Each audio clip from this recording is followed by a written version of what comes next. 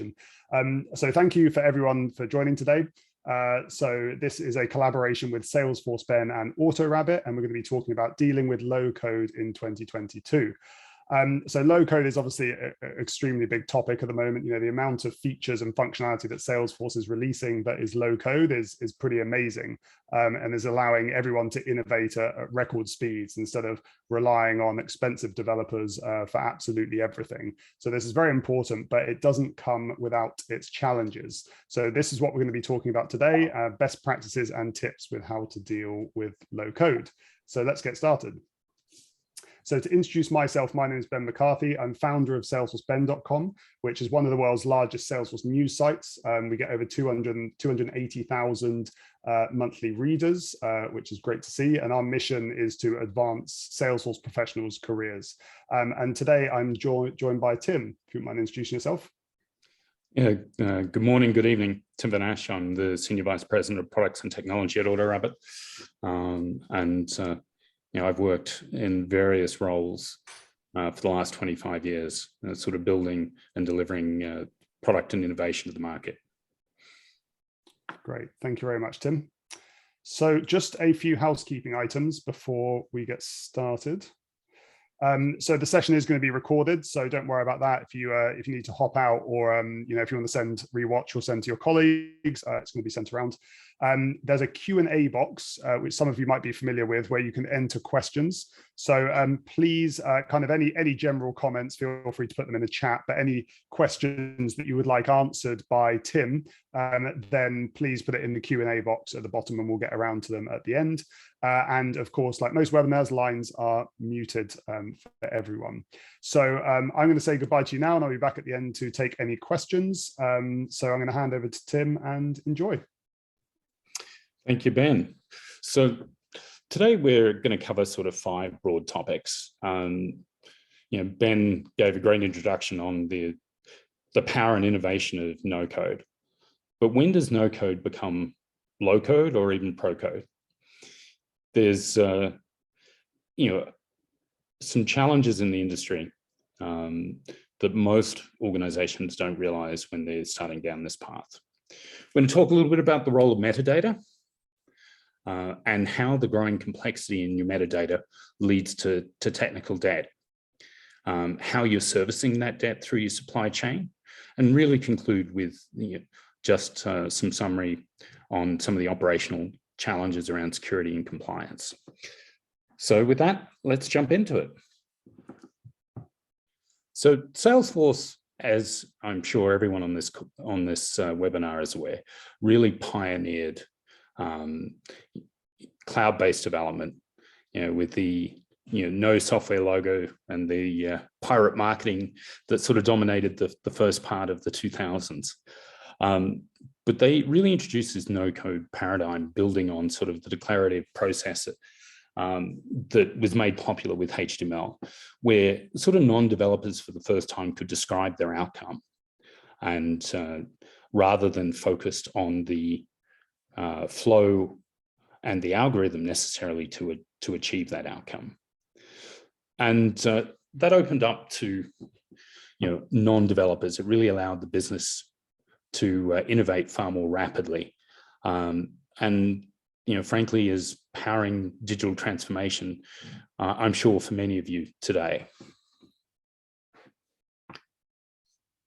So no code gives the illusion of simplicity, but the reality that we see with customers that sort of face over 3, 5, 7 years, depending on how long you've been with Salesforce, is that business requirements are forever growing and the complexity is growing. And along with that complexity, you need to change the way you think about managing your applications and your environment.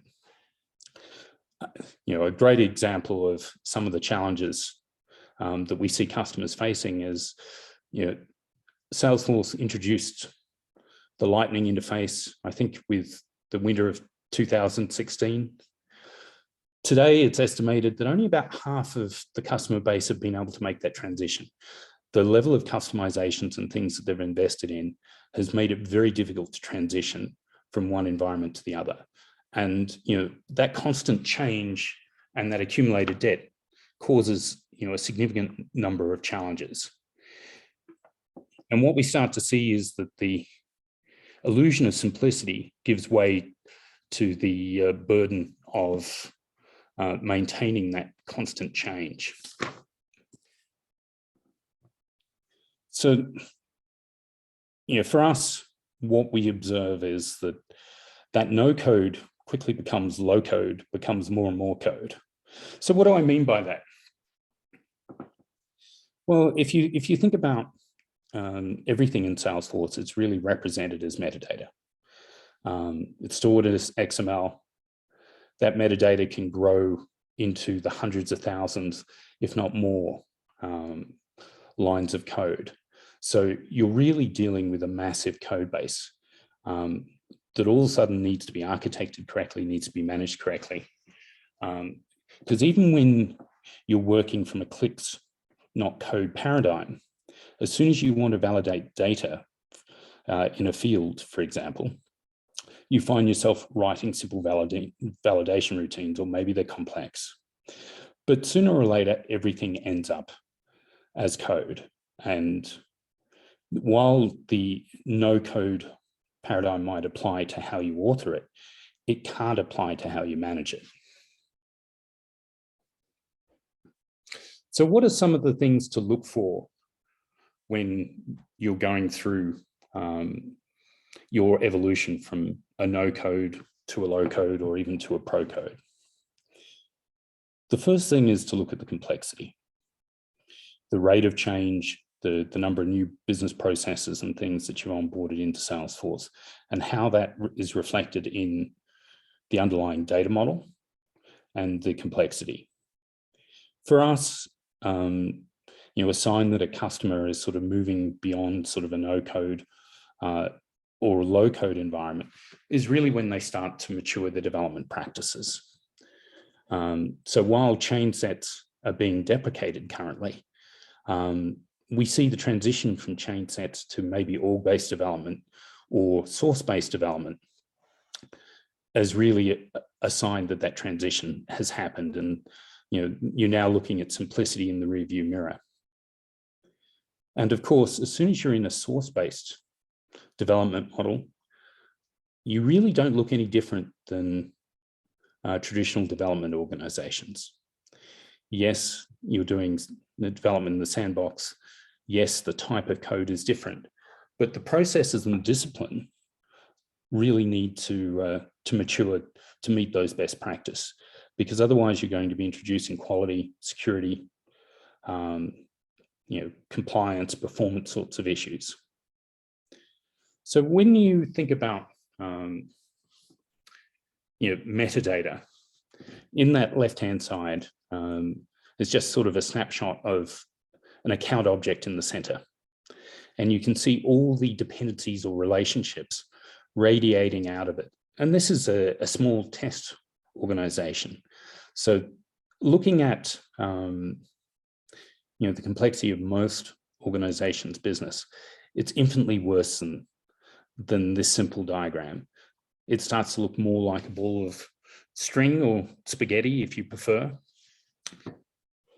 And that has implications. It becomes really hard to understand the impact of change. What is going to be broken? There are very major challenges with just even doing releases. When dependencies aren't being picked up and being deployed, it means that a release will be broken and functionality will be broken. So, and this is a common issue that we find when people are trying to manage all their metadata files and everything in spreadsheets. It really requires the ability to go through a source control system, be able to look at all the change and be able to pull all that change forward, package it and deploy it. But as that complexity grows, you're overlaying what is Salesforce's sharing architecture. And that adds a new layer of complexity, particularly as you've got administrators working day in, day out, onboarding, offboarding new users, maybe making profile or role changes. The initial benefits that you were seeing with a no-code environment really have disappeared and given way to the need to manage that code and that approach from a professional perspective. You're architecting it, you're looking at your technical debt, you're paying things down. So if we look at what the impact of some of this complexity is, it might be as simple as relationships being broken, links between objects on a screen layout, for example. But all of this, as I was saying, can make your release processes extremely difficult. You're manually having to push files or fix relationships in order to make them work. But they've also got operational challenges. If you've got a broken org, it becomes very difficult to back everything up because you don't have all the linkages between the parent-child relationships with your records. So the bottom line here is, when you think about Salesforce, the architecture of your applications, the architecture of your metadata matters. And there are some very real hard limits. We saw all the dependencies and relationships radiating out of the account object in the previous slide. But there are hard limits there. We've seen customers actually hit the platform limit. Now, for many customer types, that's 500 fields per object, but every relationship consumes one of those slots. And when you get to a point where you've now got 500 or maybe a bit less relationships on your account object, your ability to innovate stops. So being able to architect that becomes critical because it creates real challenges as you continue to evolve your application. And that's something that we find often is lost when people think about a no or a low code. It doesn't remove the need to think about your architecture. So let's switch topics for a moment and talk a little bit about the role of metadata and the challenges around metadata. So today, Salesforce falls into for most CIOs, their top 4 vendors by spend. That means a tremendous amount of their digital transformation and business runs through Salesforce today. And all of that is encoded in metadata. Now, there are really 2 types of metadata to broadly think about. One is the standard objects provided by the platform or system metadata. And everything really is metadata in the platform. Metadata simply is data about data. So in this case, you might have labels on the account object for first and last name. Those labels are descriptors on the fields and are considered metadata in the Salesforce world. But when most people talk about metadata in Salesforce, they're really talking about custom metadata. And Salesforce allows you to have typically up to 200 custom metadata types, but they really govern how your application operates, how it's configured, the business rules, how data is handled or validated. So for example, I'm talking to you today from California. So if I want to select California as my state, then I may want to pre-populate the list of all the cities available in California as part of enabling a better user experience, simplifying the amount of data that's being inputted and ensuring that the data is correct by giving our end users a limited choice. So this metadata is really what we consider or custom metadata is really what we talk about when we talk about metadata in Salesforce. And the dependencies that are built around it, are really define your business rules, the flow, and everything in that environment is, a form of configuration. And all this metadata can be created, it can be customized, it can be packaged, it can be deployed, it can be upgraded. And actually, for those of you who aren't familiar with the ins and outs of metadata, Ben and team have a great series of blogs on the site talking about metadata, what it is, and how it's used in Salesforce. So if you're not familiar, strongly recommend that you take some time to read those blogs. Yeah, thanks for mentioning that, Tim. And I think just to kind of chip in there, we are doing a lot more about kind of metadata and DevOps in general, just because, as you've kind of alluded to, as Salesforce gets more complex, it's just so easy to make a change in one cloud, let's say Sales Cloud, and impact multiple other ones like Experience Cloud and Service Cloud and things like that. So yeah, I think it's very, very important to get a handle on the different types of metadata in Salesforce, especially as Salesforce Flow is taking over as the default automation tool with the retirement of Process Builder and workflow rules. So yeah, very important topic. Thanks for mentioning the blog.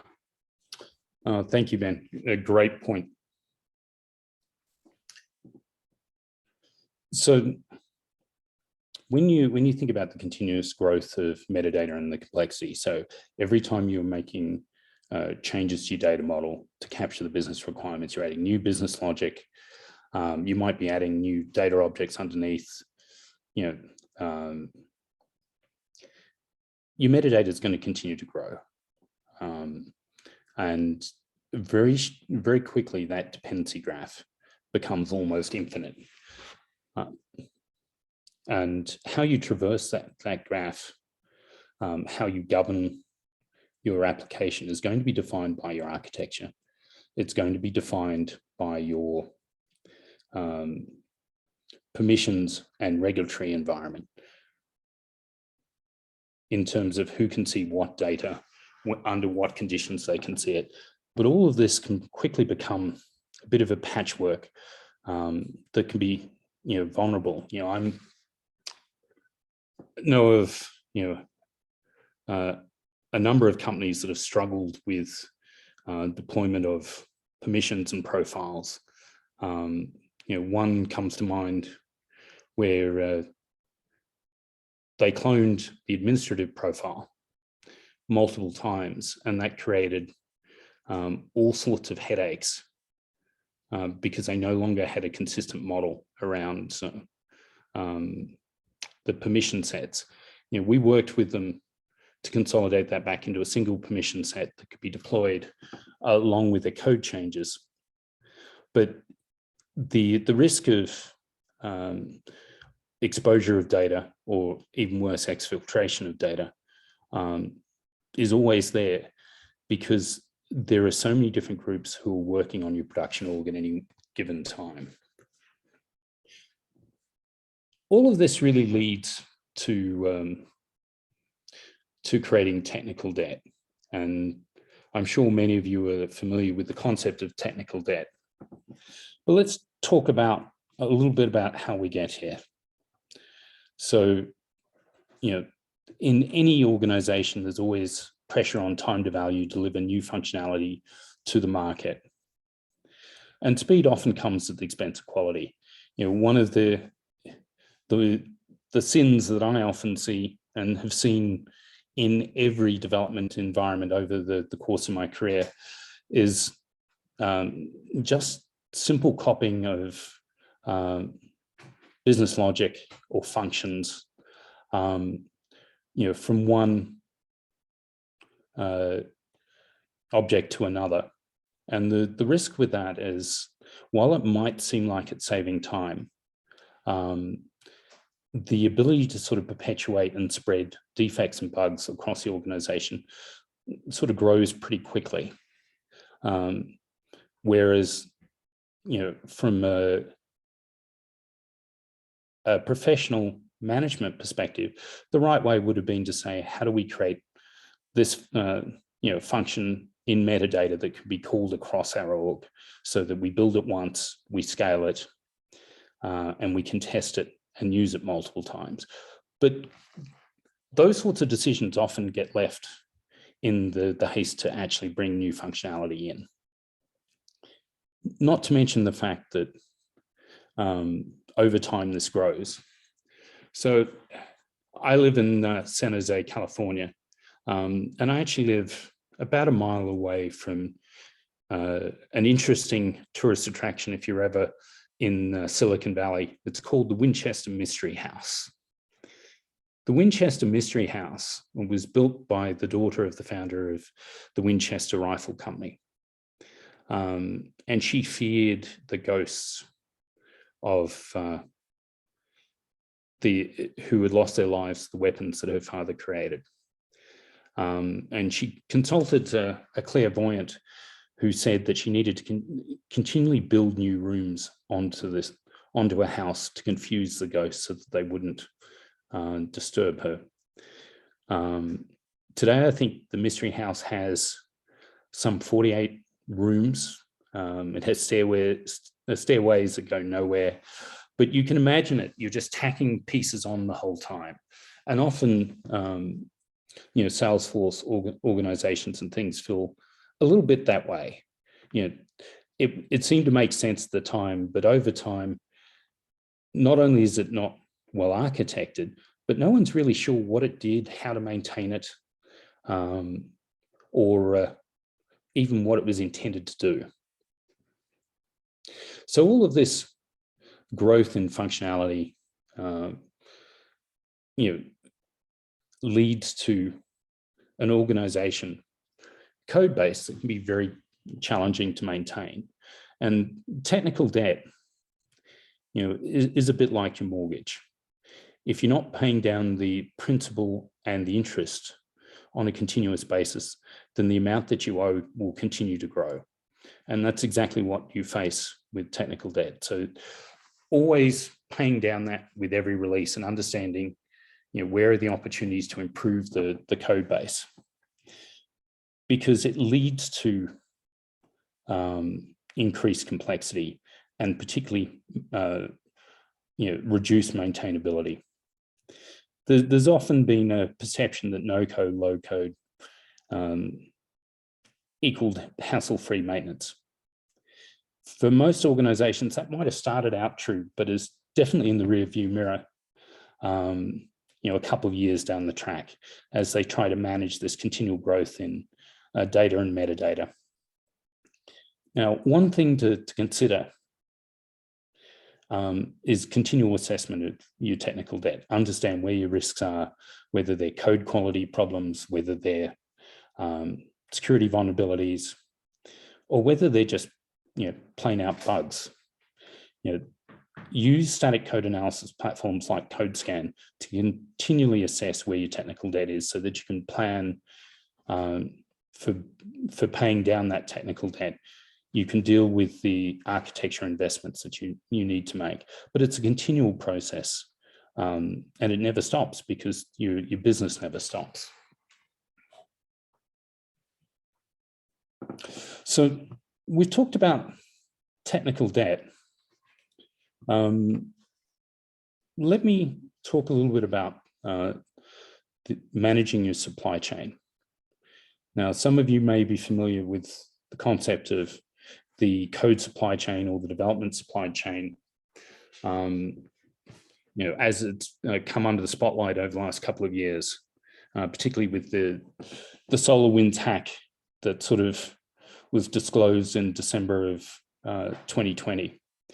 And for those of you who don't know, that penetration was achieved by compromising the build server and inserting the code. And the scary thing about that process was that SolarWinds in this instance were not aware that the penetration had happened while it was active. There have been a lot of discussions across the industry around, how do we improve visibility of the supply chain? How do we improve the integrity? Because the reality is your development occurs outside of Salesforce.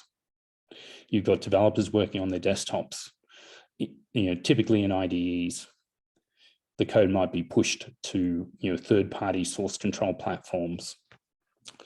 So it's important that you understand what your supply chain is, who your vendors are, what steps you need to take to mitigate those risks by modeling your various threat vectors, whether they be internal, external, and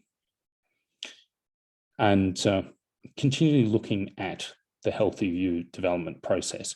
So start by mapping your supply chain, understand where inputs coming in, where are the risks, where could that code become corrupted or subverted, and look at ways in which you can mitigate those risks, whether it's improving your code quality, assuring that code, as you move it from sandbox to sandbox. And if you're not already using it, Salesforce has a great health check. I recommend to customers that they consider running it at least weekly, if not multiple times a week. And certainly during the development process, it's well worth to understand where your current org health is. So we talked a little bit about SolarWinds, but there is a Log4j was disclosed in mid-December, and it had far-reaching ramifications. It was what's called a zero-day vulnerability, and it had the ability to subvert the data being sent back from a particular interface. Now, Log4j affected almost every product and the platform within Salesforce, but one area that most customers and end users aren't aware of was it actually also affected the desktop data loader used by most of you developers. Now, Salesforce brought out fixes for that, as quickly as they became available, but it just sort of highlights how these code vulnerabilities have a wide impact, and they don't just threaten your traditional programming, they threaten your Salesforce environment as well. So understanding those threats and being able to detect and mitigate them are critical. But there's another aspect to this as well. And when we're having these sorts of conversations around the supply chain, we often focus on the technology. But there's the people and process angle here, which are equally as important as the technology. So you'll find many managed package vendors will point to Salesforce's own security certifications, which are fantastic. I mean, Salesforce has been through more certifications than I think just about any company on the planet. The challenge is they apply only to Salesforce's people and Salesforce's own processes. You can't be grandfathered in because you're running on the platform. The key thing here is, any organization that claims that they're secure because of Salesforce is delusional, because there's two legs to that stool that aren't covered, and that's their own people and their own process.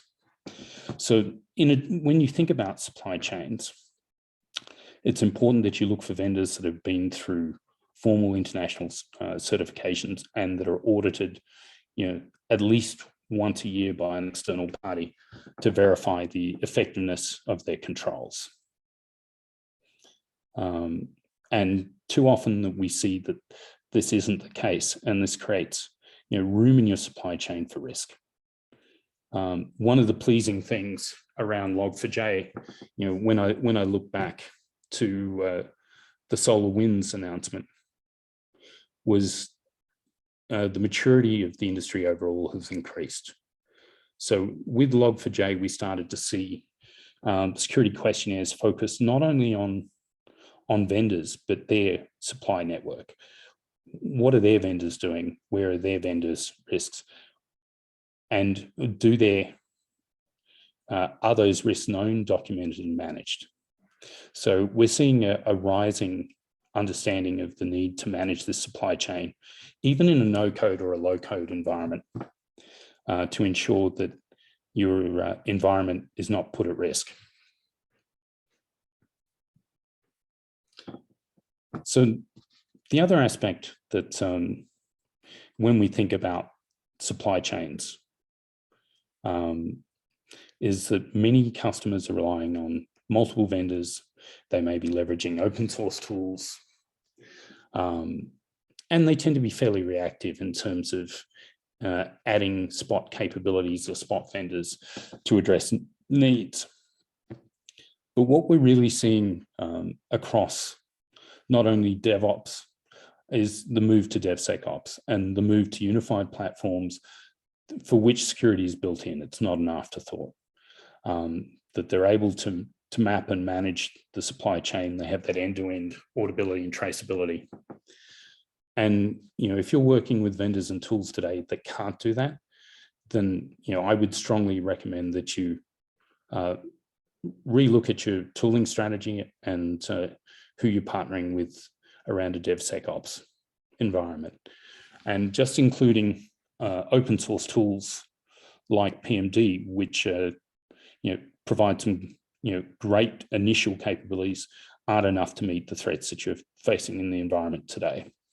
You need something that is holistic and that can look at not only your Salesforce rules, but can start to look at the code that you're going to introduce as you start to leverage things like Salesforce functions that allow you to bring Java or JavaScript code and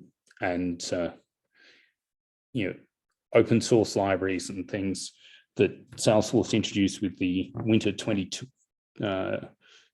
release.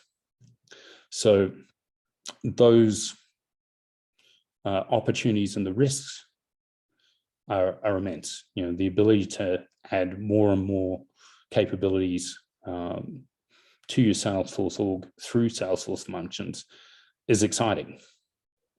But at the same stage, there's one particular vulnerability called a substitution vulnerability, where you think you're downloading the right library, the right package, and in fact, you're downloading code that has been subverted. It may be malware, or it may have backdoors in it. And the number one and two sources for those substitution hacks turn out to be GitHub and, for those of you who are familiar with Node.js, NPM. Core technology stacks that most customers are thinking about when they think about Salesforce development. So being aware of your supply chain, being able to manage that risk becomes incredibly important as we go forward. So just to conclude, let's talk a little bit about security and compliance. Now that we've talked about managing your technical debt, paying, understanding your supply chain, what are some of the things that are often overlooked? Mistakes happen. They happen every day. And around permissions challenges in particular is often where we see vulnerabilities being exposed. Overexposure. Many of you will be familiar with the Hannah Anderson case that happened a couple of years ago, where data was exfiltrated around a children's clothing line that Hannah Anderson provided. So the risks are very real, but it comes from understanding and being able to model your supply chain, your potential threats, and understanding how you mitigate them, and working closely with your security teams, because these are very real challenges. today, if we look back at Log4j, things that happen in the traditional programming world affect Salesforce. So staying on top of known vulnerabilities and asking your vendors what steps they're taking to mitigate those vulnerabilities is critical. And most countries today maintain a vulnerability database of some sort. In the US, it's the National Vulnerability Database maintained by NIST, or so I encourage you to look at nvd.nist.gov. Depending on where you are in the world, you're facing data sovereignty rules. You're also facing regulatory frameworks like HIPAA in the health sector. As both users, developers, and managers of Salesforce applications and orgs, we need to understand our environment. And I encourage all of you to spend some time on a weekly basis, looking at not only your development practices, but also the security practices that your team is deploying, because these two now are codependent. They can't be treated security can't be treated as an afterthought.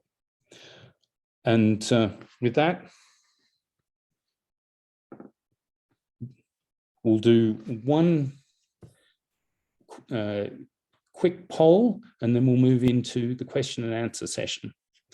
So the poll today is going to be, how are you currently addressing your technical debt? So we'll take a few minutes to get your feedback on that front, and then we'll move into the question and answer.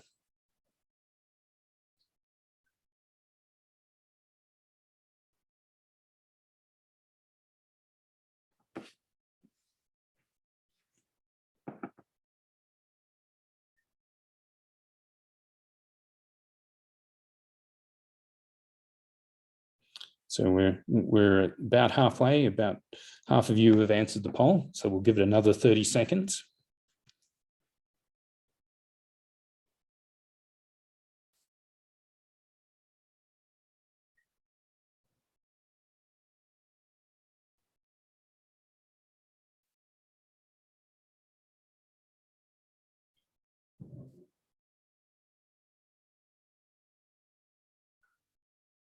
Okay. Any last participants?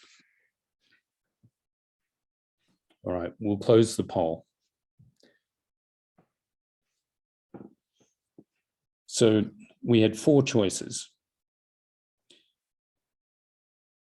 9 out of the 33 respondents, or 27%, said we're not addressing our technical debt. That's something that I would strongly encourage you to start doing. 17 or 52% said they were doing it manually. 9% were doing it with static code analysis. If you're not using static code analysis today, that's something that I strongly recommend that you do. It helps you with your design reviews. It helps you with identifying where there are issues, not only with the code that you're developing, but with the code that's already out there in production. And 12% of you were relying on a development partner to provide those sort of expertise. So this is pretty standard with what we see out there. We're big advocates for static code analysis. We think it not only creates better code, but it really manages those risks that you face, across your development cycle, across your supply chain, and into production. So with that, we'll move on to questions. Ben, I'll hand it over to you to ask questions. Yeah, great. Thank you so much, Tim. So much good information. And I think it is important. I mean, back when I was an admin, I didn't really think about any of this, security concerns or anything like that. I just thought, Salesforce handles it. But actually, there is a lot that you need to look into yourself that Salesforce won't handle for you. So thank you for all of that. If you've got any questions, feel free to put them in the Q&A and we will get those answered. So one question we got from Ernst is, what is pro code exactly? So maybe it would be a good idea to maybe describe kind of no code, low code, pro code. Yeah, thank you for that question. That's a great question, and I should have been more explicit. So pro code is when you really stood up professional Salesforce development teams, and they're now managing that environment in the way that they would manage any other application development. So it's going through architecture reviews, it's going through code reviews. There is a formal QA process that you're going through before it's released into production. Now, a low-code environment is probably where you're just writing validations for fields. And a no-code environment is where it really is the clicks not code paradigm, where everything is being done through the UI and clicks, and you're not actually having to write any business logic or other things. Great question. Cool, great. Thanks a lot, Tim. And then we've got, can you explain how breaking one link between an object can impact surrounding areas of the system? Oh, that's a good question.